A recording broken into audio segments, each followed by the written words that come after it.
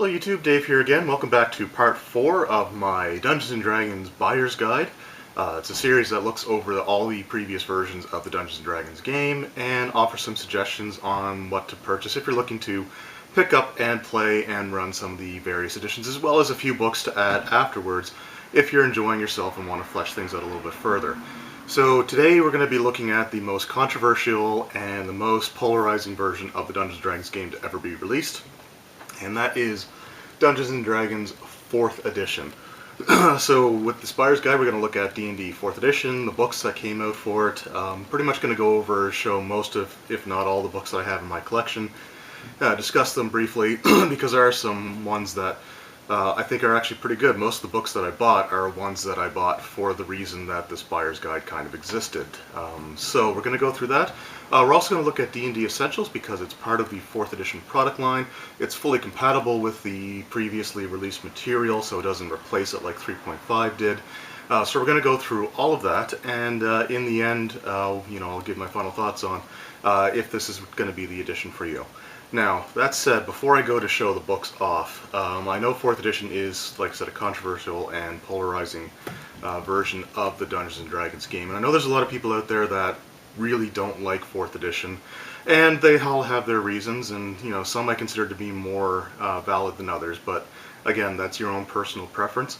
If you're the kind of person who has a strong dislike for 4th edition, and you can't say anything positive about it at all, then this video isn't for you. So I would recommend just skipping over this one.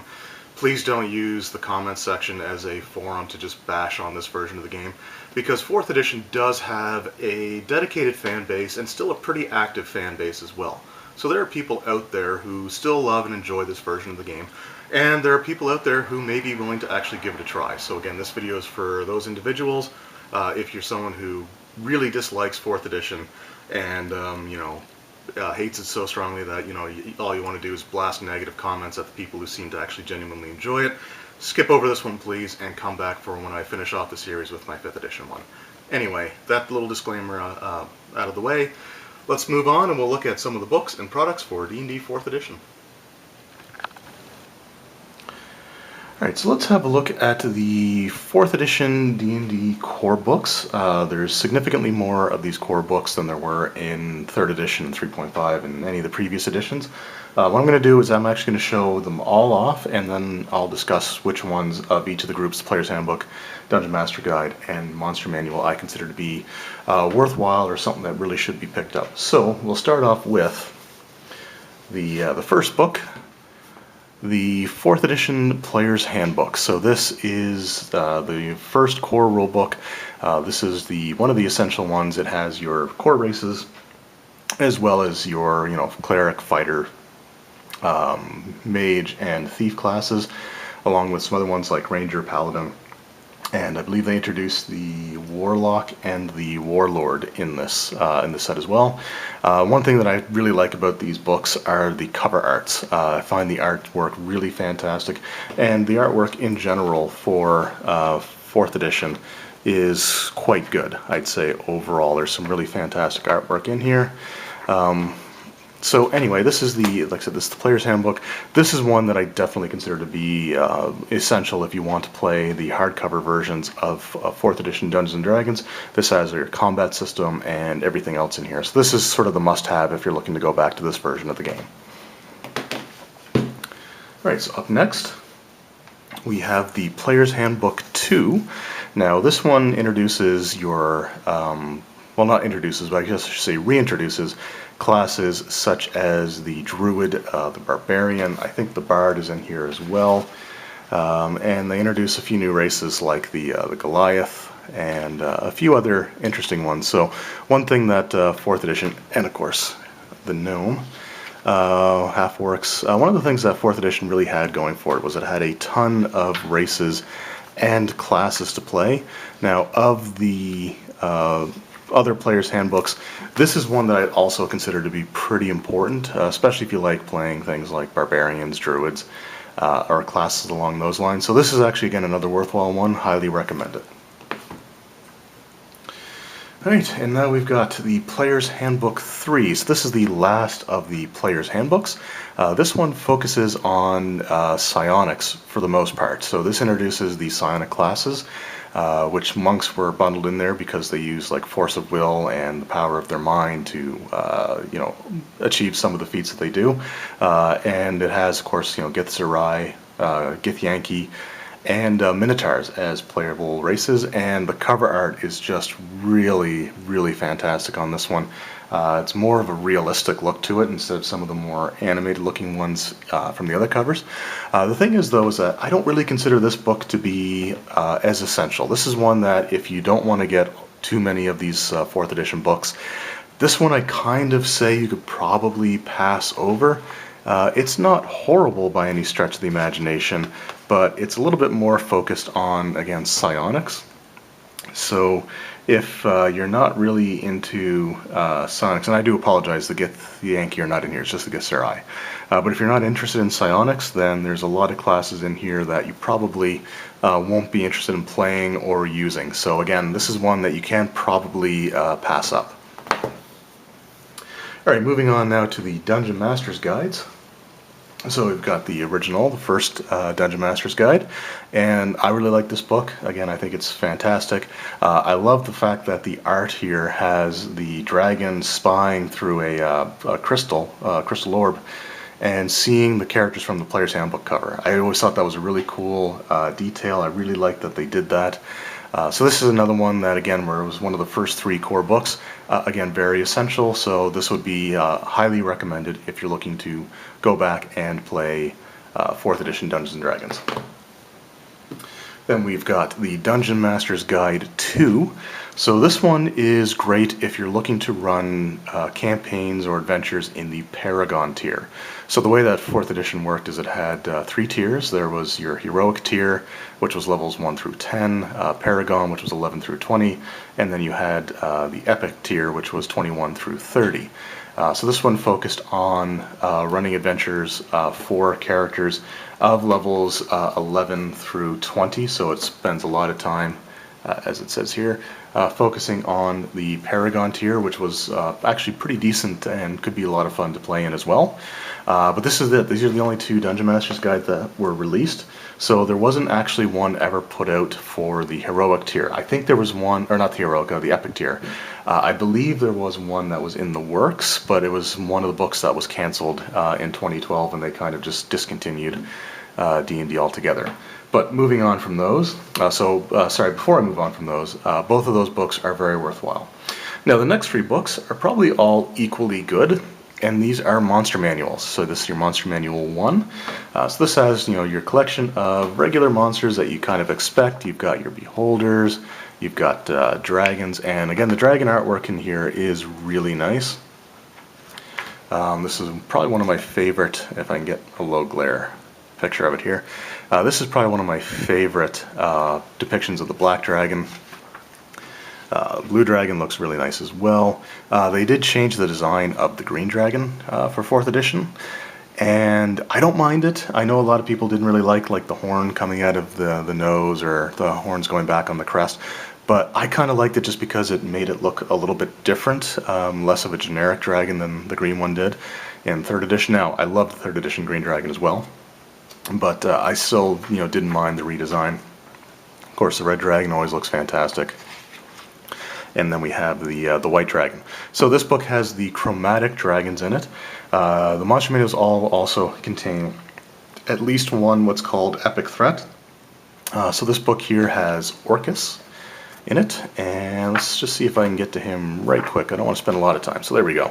So it's got a write-up on Orcus. You've got his lore, just reproduces the cover art there, and then it gives you some other things like the aspect and some NPCs that were kind of in his thrall. So again, this is really great. You can never go wrong, or I shouldn't say that, but you usually don't go wrong buying a book full of monsters.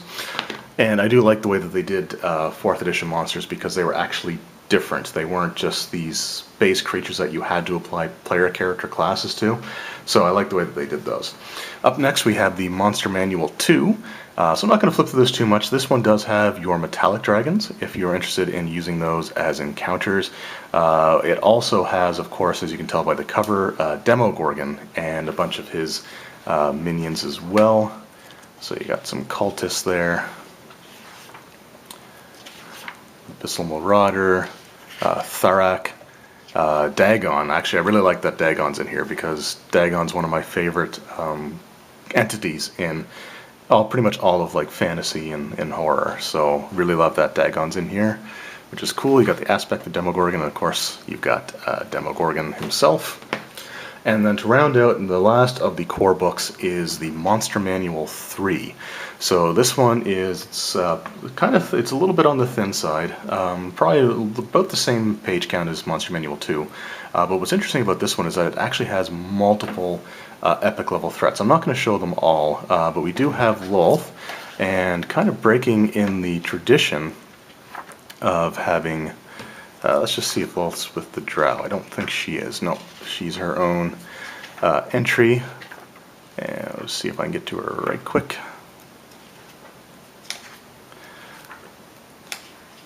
There we go. So this one actually has a completely different set of artwork for Lolth. So this is showing her in her Drow form. You see sort of her hybrid form on the front cover here. So that's pretty cool. This book also has Imix, one of the princes of elemental evil, which is right here actually, so that was convenient. And it also has Ogremok, which I probably won't be able to find quickly. Too far. Alright, I'm not going to spend too much time, but there he is. So it's got Ogremok. So this has 3 different distinct epic level threats in there, so if you wanted to do something with some of the Princes of Elemental Evil, it does have those 2 in there. Alright, so that's for the core books. Now, in addition to the player's handbooks that they have there were a series of books that were released which were basically derived from the different power sources that 4th edition had. And they were simply called things like Martial Power, Arcane Power, Divine Power, Primal Power, and Psionic Power. And I think each of those books had 2 like volumes 1 and 2 in the sets.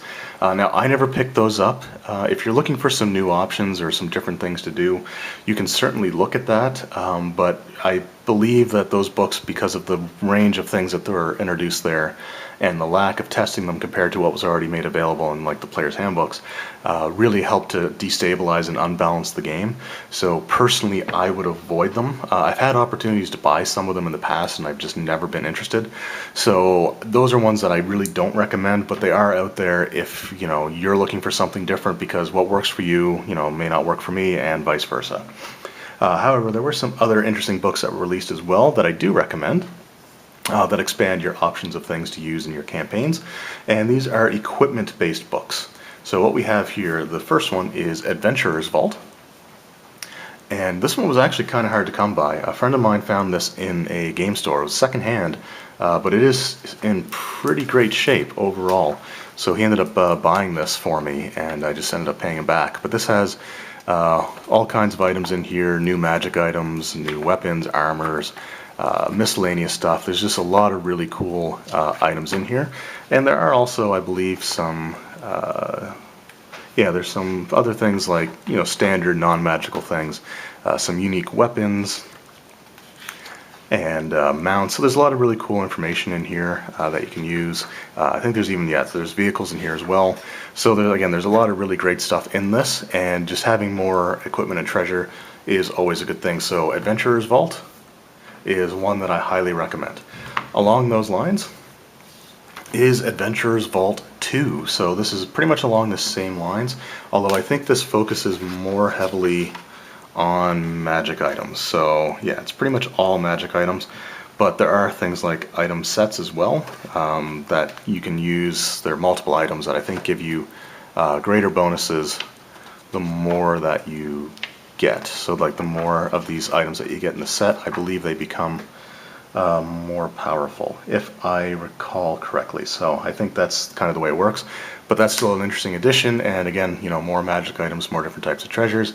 And if you're a DM and your players have some of these other books, it's always great to have something where you can produce new items that they've never encountered before. Last of the equipment books is Mordenkainen's Magnificent Emporium. So this is another book that's just chock full of items and equipment, and there's again just a lot of really great stuff in here. It does reuse the artwork from Expedition to Castle Greyhawk, or the Ruins of Castle Greyhawk. I can't remember the exact name of it now, but there you see Mordenkainen himself, and it's got you got like new armors, new weapons, you've got implements, and then you've got like magical versions of each of those, artifacts and curses, adventuring gear, which is some mundane stuff, which is pretty cool, hirelings and henchmen, magic item stories, which is kind of an interesting little section, and item levels as treasure. So there you go there. So again, this is another one that I do highly recommend. Alright, up next we're looking at some resources to kind of add some flavor to your adventures. So there's a few different ones I want to talk about here, and the first one that I want to talk about is planar based. So there is the 4th edition Manual of the Planes, which goes over the cosmology of the 4th edition D&D setting. So this is a pretty cool book as well. It's kind of generalized information on a lot of these locations, but again, it gives you lots of stuff to kind of go off of. So let's just look at the table of contents. So we've got exploring the planes, the Feywild, Shadowfell, Elemental Chaos, Astral Sea, and then a section of monsters, and even some information for planar characters, including new magic items, stuff like that. So this one is pretty cool, and if you're just looking for some general information, if you want to run higher level adventures and you want to do some plane hopping, this is a great book to have. Now, if you're looking for more specific information, Wizards of the Coast did release 2 books, one for the Astral Sea, and then one for the Elemental Chaos. So we got the plane above and the plane below. And these are more specific information. Now, they don't go over things like the Feywild or the Shadowfell because those are separate realms themselves.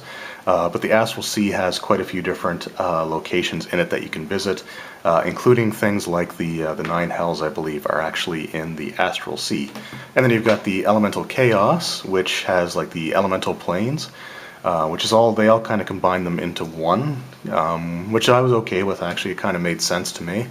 Because you had things like in the elemental plane of fire, there was still like solid ground and breathable air. So it just kind of made sense that they combined them all together. And of course, they incorporated the abyss into that as well. So that's pretty cool. So those are planar things. If you're looking to expand your lore on different types of monsters, there were some supplement books that were released for that as well. Similar to 3.5, we do have a 4th edition Draconomicon. However, they made the decision to split this up into 2.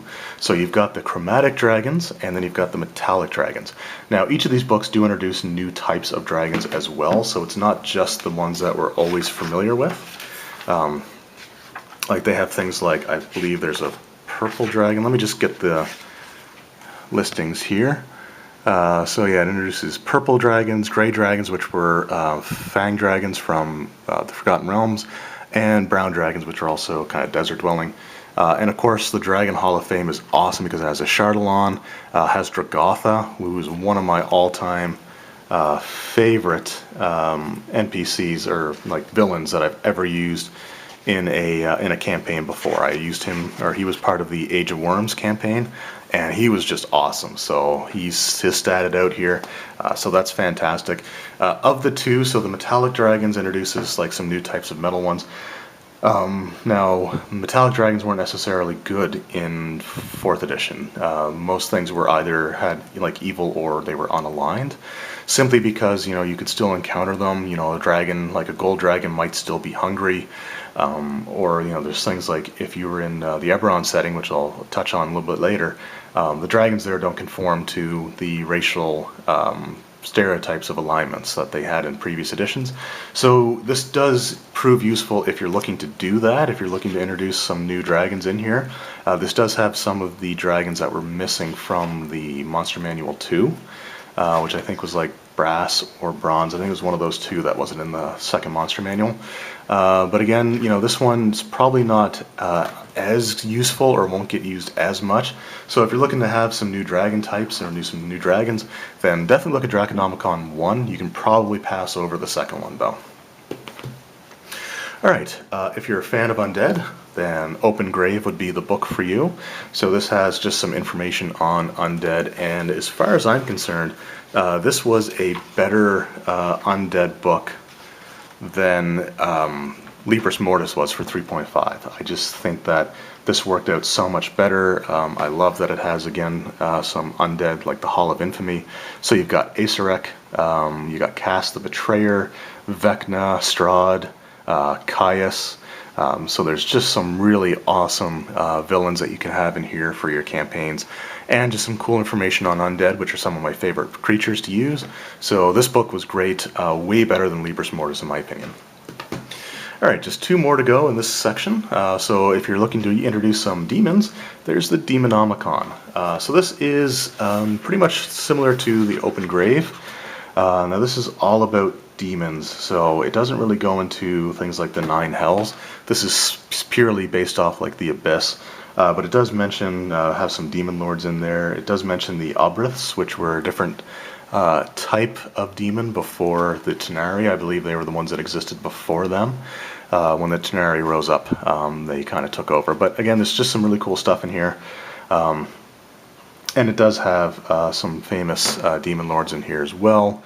So you've got, what do we got here? So you got, and I don't quite know how to pronounce it, I've never been good at that, Zugtamoy is in here, which is really great. And it does go into detail, I think, on a few others as well. They're just not jumping out at me at this point in time. But again, this is actually, again, another cool book. I like this one, but you can probably pass on it unless you want to run a demon-centered campaign where they're sort of the main villains. In that case, this is a great book to get. Now another awesome resource is Underdark. So this is a guidebook that helps you create adventures, campaigns, and all kinds of things that involve the Underdarks. The Underdark, not the Underdarks. And it goes into like the different layers, some of the creatures you'll find there, and it has, again, some new monsters, including Torog, which is actually a god, so that you can face one of them if you wish, in terms of you know, an epic level threat. So this is, again, a really cool book. I like this one quite a bit, and if you want to use the Underdark in your campaign, or you want to have a campaign that centers mostly around Underdark creatures or adventures, then this is pretty much a must-buy. So we've got all that out of the way. So those are the kind of the 4th edition core set. This is from the series of products that ran from 2008 to around 2010. So after that, D&D Essentials came out. So what I'm going to do is look at D&D Essentials after this. In 2010, Wizards of the Coast went back to the drawing board with 4th edition and looked to kind of rebalance things, and they came out with a new product line referred to as D&D Essentials. So what it is sort of a stripped-down version of the rule books and the information there. But they're a great series of products, and so what I would like to do now is kind of discuss these a little bit. So I'm going to start off with the 4th edition Dungeons & Dragons starter set.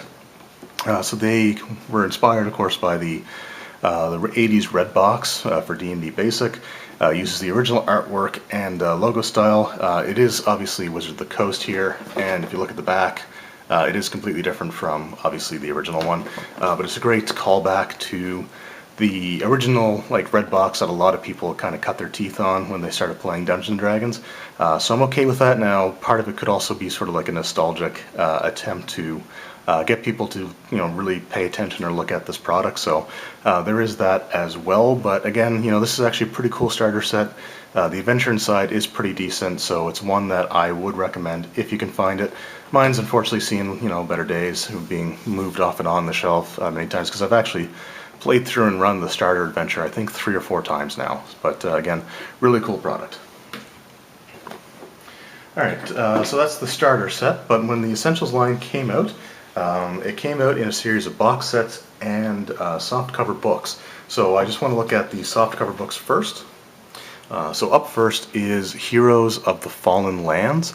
This is essentially your player's handbook, and this is kind of your basic, generic, standard fantasy player's handbook. So it has clerics, fighters, rogues, and wizards, as well as humans, elves, dwarves, and halflings as the playable races and classes.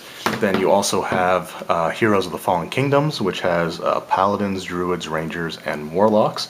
It also introduces the dragonborn, the half-elf, the drow, and the tiefling, so as playable races.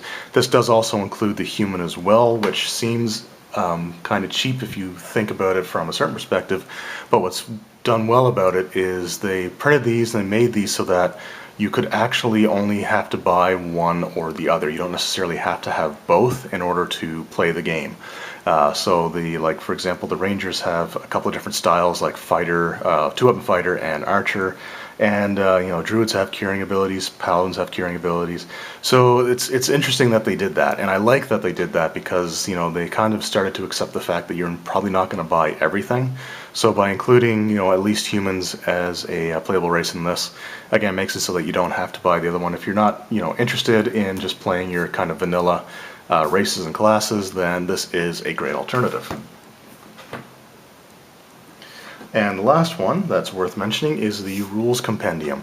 So the Heroes books, Heroes of the Fallen Lands and Forgotten Kingdoms, do go over a little bit of basic information on how to run combat. This goes into a little bit more detail, and also includes things like the planar setup, which is great. And again, the artwork, I didn't really show it off in the other books, but the artwork is, again, fantastic. Some of it is recycled from the previous books, but again, it's just really well done. It's really nice looking. It's fantastic. Now this one does go into and it shows examples of things in combat, such as areas of effect, and I can't probably find an easy example of it, but it also gives visual aids, which was missing from the other books. The other books give you a basic amount of information, but this goes into more detail and makes things a little bit easier for you to understand, which is great. So it really explains and kind of simplifies the combat system. Alright, so up next are our two box sets, and I'm a sucker for box sets. I love box sets. So the first one is the Dungeon Master's Kit. I'm not going to open this up or unbox it. I did do a retrospective on 4th edition, which included essentials. So if you want to see everything inside, then you can certainly look at that. I will show off the back though, so you can kind of get an idea of what's in here. So what's included in this set is the Dungeon Master's book, which contains what you need to build adventures and run them. It also includes a 2-part adventure, which is great. The Reavers of Harkenwold. It's a really fantastic adventure, actually. It's over the course of 2 booklets, which is awesome. I actually really like the adventures that come in here. There's 2 double-sided fold-out maps and 3 sheets of die-cut, monster tokens. So there's these little things here, so you can use. So you don't have to actually have miniatures. You can use what's in here, and I believe all the tokens that are in this provide you with enough creatures for the adventure itself, although it's recommended that you have the starter set as well, because there's a few extra things in there, as well as a fold-out 4-panel Dungeon Master screen. And that DM screen is actually in the intro. So the screen that you see in the background is the DM screen that comes in here. Has the Black Dragon on the front, so again, just absolutely have to love it. Just kind of set that back. And then the last one, which is pretty hefty, is the Monster Vault. So this is your monster manual. So inside of each of these sets, by the way, is a softcover book that's the same size as these ones here. For a comparison, but this one has a 320-page monster book, Cairn of the Winter King, which is a 32-page adventure, which is another pretty cool adventure that I really like. Double-sided folded-out battle map, so it doesn't have as many maps as the other ones, but it does have 10 sheets of these punch-out tokens, which is really cool. And one of the things that I actually like about it is some of the tokens, they have just this black ring that you can pop a large token into if you wanted to have something that was huge in size. So if you wanted something with a huge size category, then you just pop one of those into one of those black rings and it takes up more space, which I think is kind of neat, an interesting way of getting around it. Alright, so those are sort of the core products of the D&D Essentials line, but they didn't stop there. So we're going to go over some of the other options books that they had out. So they had here we go. Alright, so 3 different players option books. So we have Heroes of Shadow, which is probably my favorite, I think, of the 3 that I've got here. So Heroes of Shadow introduces player characters and races that you can do in like Shadowfell-based adventures. You can actually play the vampire, which progresses as a class instead of a race, which is interesting. So that's in here. You also have like the Blackguard or the Fallen Paladin, which is fantastic. This is a really cool one. This is one, if you want to have a few extra options, I highly recommend this one. It also has, I think, the Assassin class, which is fine as well. But I think, what is it, the Blackguard Paladin, really liked, and just some nice, again, artwork in here. And the vampire. So again, it's really cool concept. Like this book quite a bit. Next up in the series is Heroes of the Feywild. So this is pretty similar. It introduces some classes that weren't in the other core books. So let's just pop her open here and just get to the table of contents.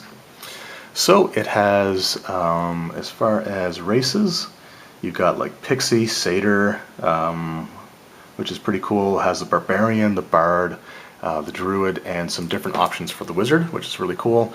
This one again is also pretty decent, so if you're looking for a few extra options, this is one that I would recommend as well.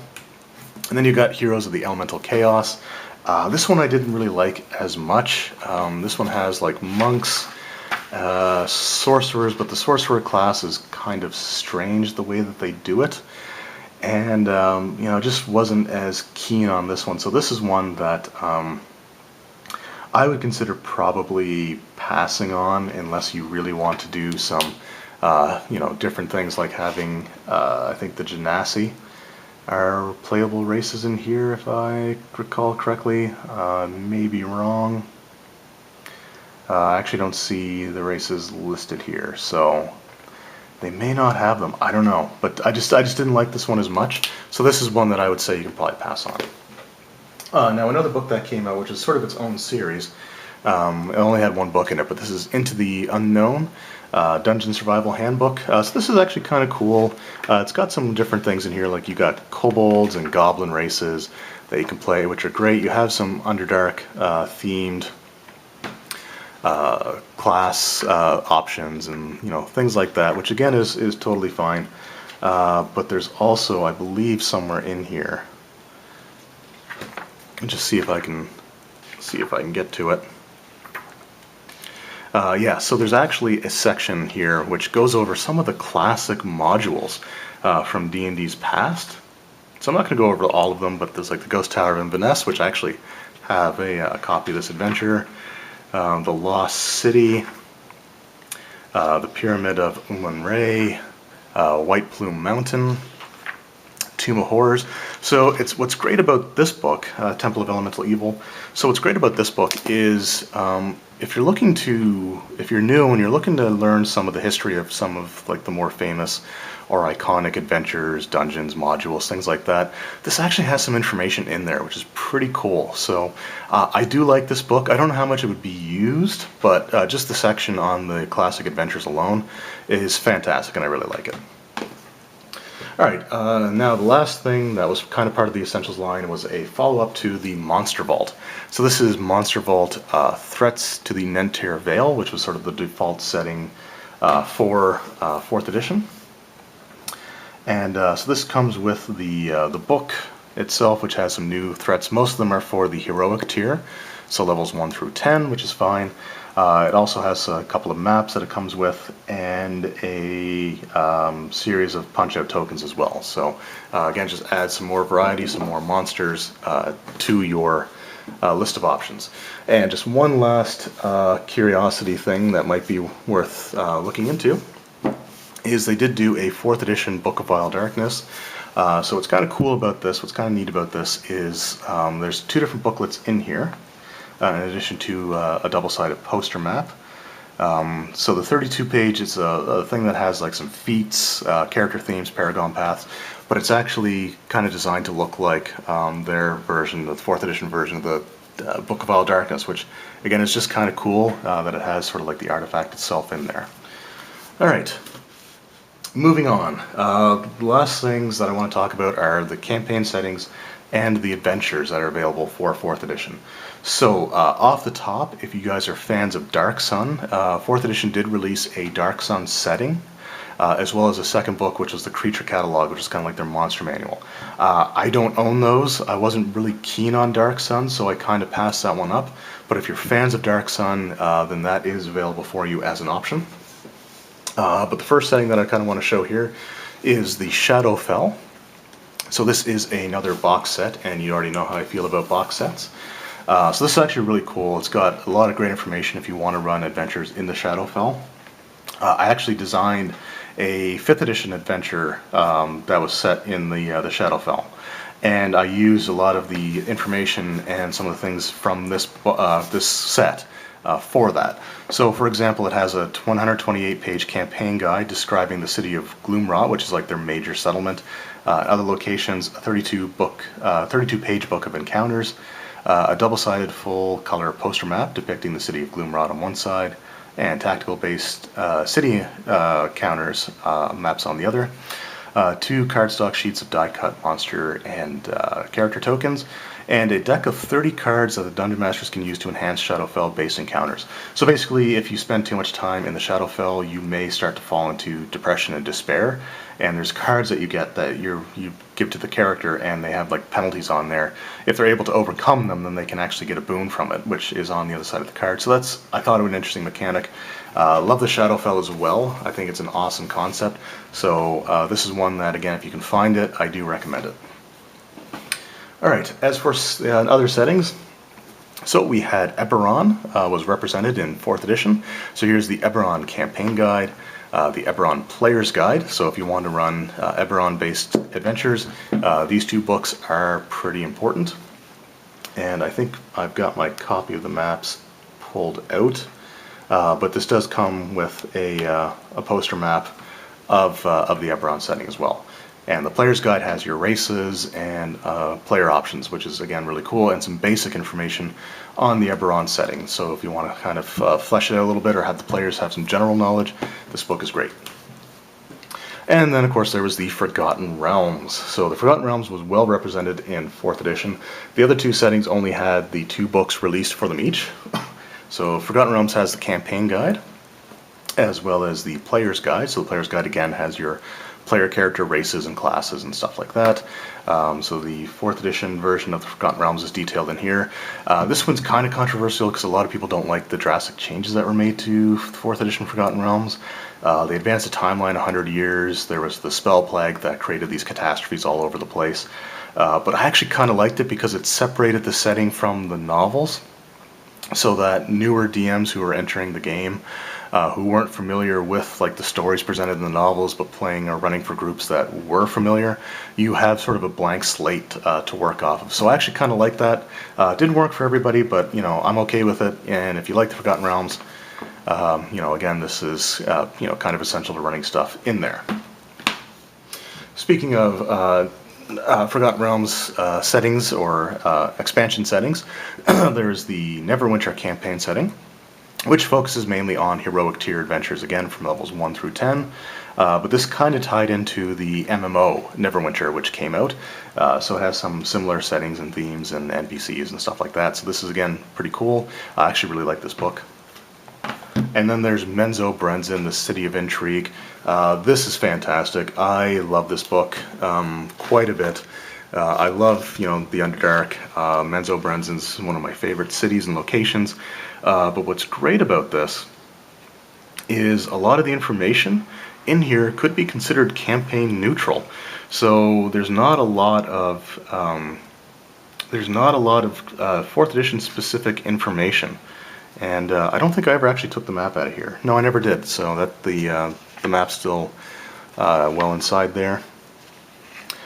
So again, like I don't think it really goes into things like monsters or rule-specific information. This is kind of around the time that they were moving into their playtest for D&D Next.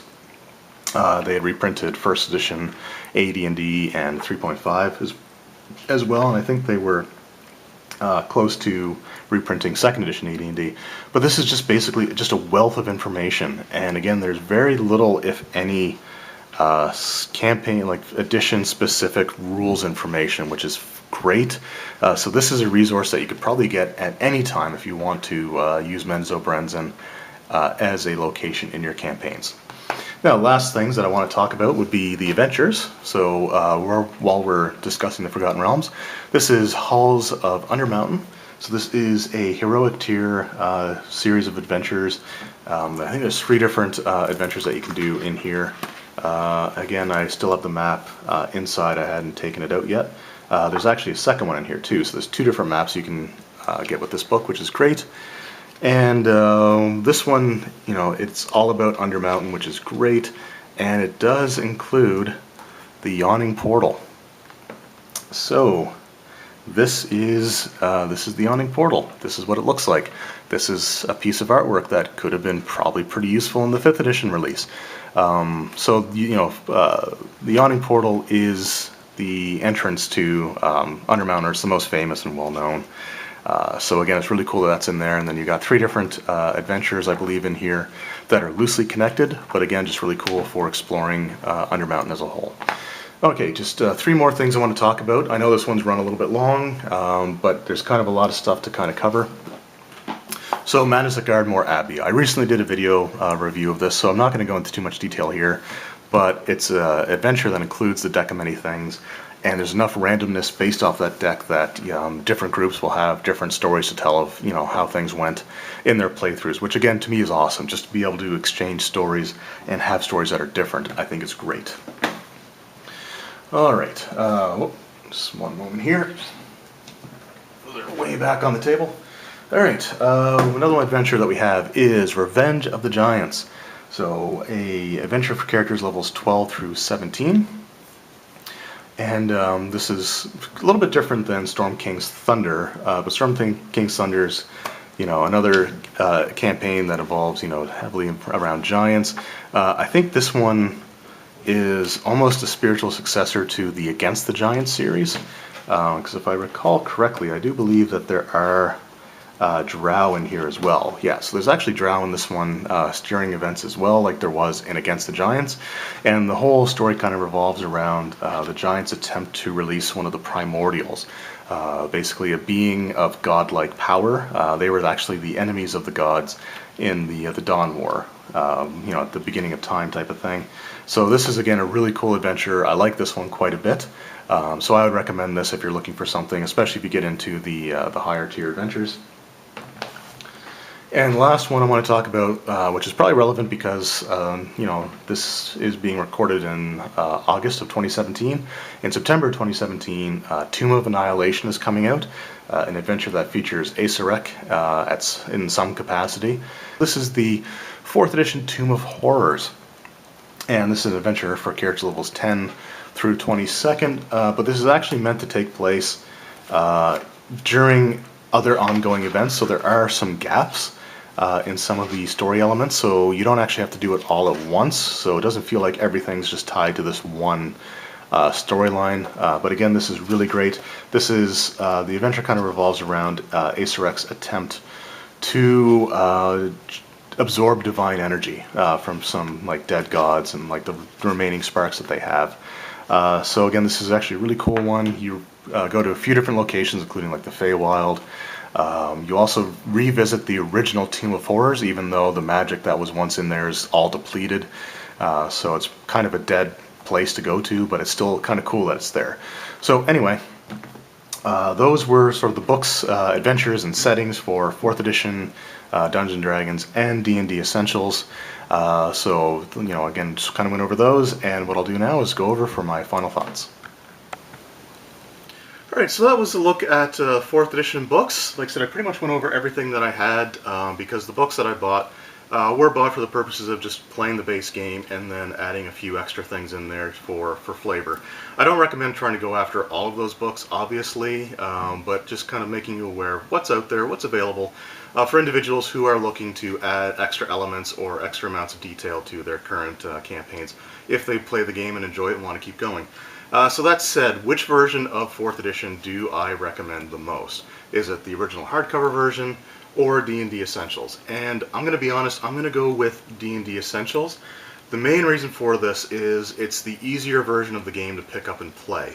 The 4th edition hardcovers were fine. The classes were, well done. But the problem is that they don't really have a cohesive theme to the abilities. These are kind of like more of your generic types of like fighters and clerics and rogues and things along those lines, so you can just pick and choose from a myriad of abilities. This one here, these books, the D&D Essentials, really streamlines everything and gives your characters a thematic sort of cohesion with their abilities. There's always options, there's always things you can choose at every level, so it's not like you're getting a static ability that you have no choice on. There's usually plenty of options for almost all of the 30 levels that you go through, which is great. But again, you have a clear theme, you have a clear sense of what the character classes in this are all about. And the other issue is price point and availability. So these books came a lot cheaper, $19.95 Canadian, $23.95 US. I believe there are some game shops and bookstores where they may even still be available. Until recently, I saw like the dungeon tile sets in my local chapters here in Dartmouth, Nova Scotia. Wanted to pick them up, but they ended up selling, so I mean, it's a missed opportunity, but hey. Again, this is probably the version that I would go after if you're looking to get into 4th edition. So, should you try to get into 4th edition? This is kind of the sticking point with this version of the game, because it is, again, very polarizing, and there's a lot of really strong opinions out there about 4th edition. Personally, I genuinely enjoyed it. I gave it a chance. I was one of those people who flat out hated it when it was first announced, didn't want anything to do with it, until I got the Player's Handbook the year it came out as a Christmas present from my mother.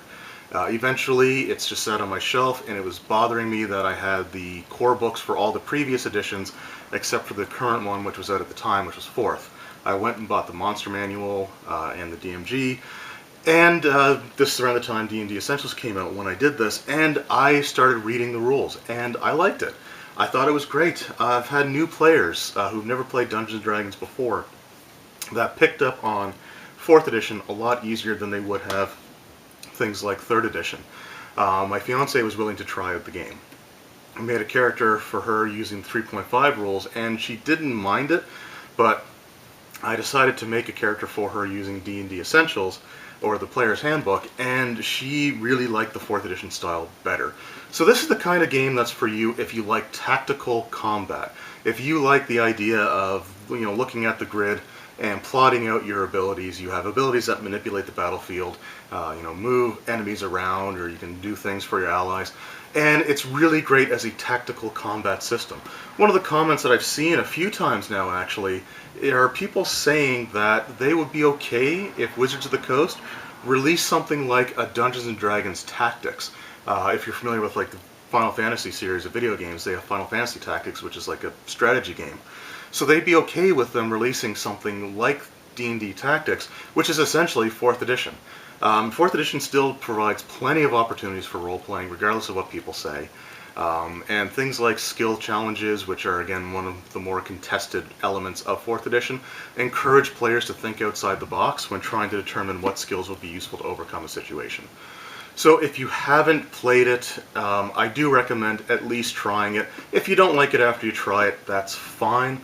But I found after I was willing to give it a shot that it did become one of my favorite versions of the game. So anyway, I hope you guys enjoyed this video, and be sure to come back for the conclusion of the series, where I look at Dungeons & Dragons 5th edition, and I'll be looking at all of the 5th edition first-party releases that have come out to date. So thank you guys very much for watching, and we'll see you then.